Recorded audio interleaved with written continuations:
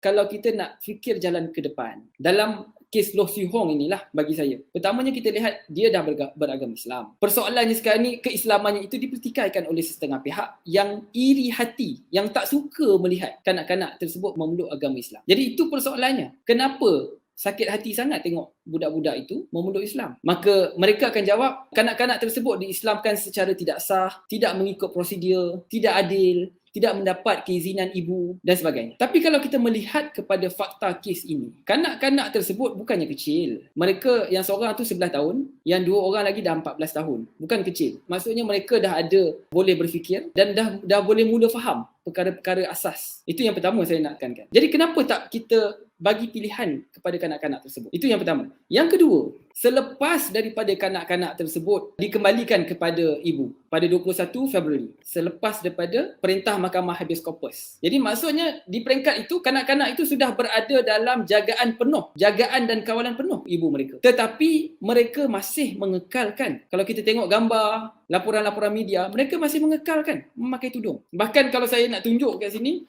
sebab saya print berita ni, sebab saya melihat ni berita dalam Malay Mail Online. Ini sehari selepas daripada keputusan. Dan dicerita, Maggi goreng and subuh prayers. Hindu mom cooks up a storm for unilaterally converted kids after reunion. Dan disebut di situ, kanak-kanak ini solat subuh dan kemudian apabila ditanya oleh wartawan, apa bila dah besar nanti nak jadi apa? Salah seorang menjawab nak jadi peguam syar'i. Jadi menunjukkan bahawa anak-anak ini memang berminat dan nak masuk Islam pun atas pilihan sendiri. Jadi kenapa yang iri hati sangat, marah sangat tengok kanak-kanak ini beragama Islam? Jadi saya kira itu persoalan yang saya nak tanyakan lah. Baik, ini laporan berita yang dimainkan Malay Mail. Baik, jadi the way forward bagi saya ialah sepatutnya kita di tahap ini kalau kita boleh mediate ke semua pihak lah, daripada kita nak berlawan, duk bergasak tak habis-habis. Kenapa kita tak mediate? Sebab ini untuk kepentingan kanak-kanak tersebut, in the interest of the children. So, hak jagaan setakat ini memang pada ibu, tapi berikan sokongan supaya kanak-kanak tersebut diberikan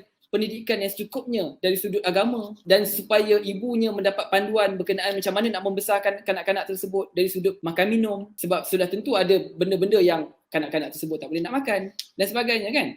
Jadi bagi saya itulah jalan ke depan. Tapi adakah jalan ke depan ini akan menjadi mudah? Saya melihat kalau kita lihat perkembangan lah berita-berita di media, saya tak rasa itu akan jadi sesuatu yang mudah. Sebab nampaknya keislaman kanak-kanak tersebut masih nak dicabar. Setakat inilah yang saya tengok. Dan kita tengoklah apa yang akan berlaku lepas daripada ini.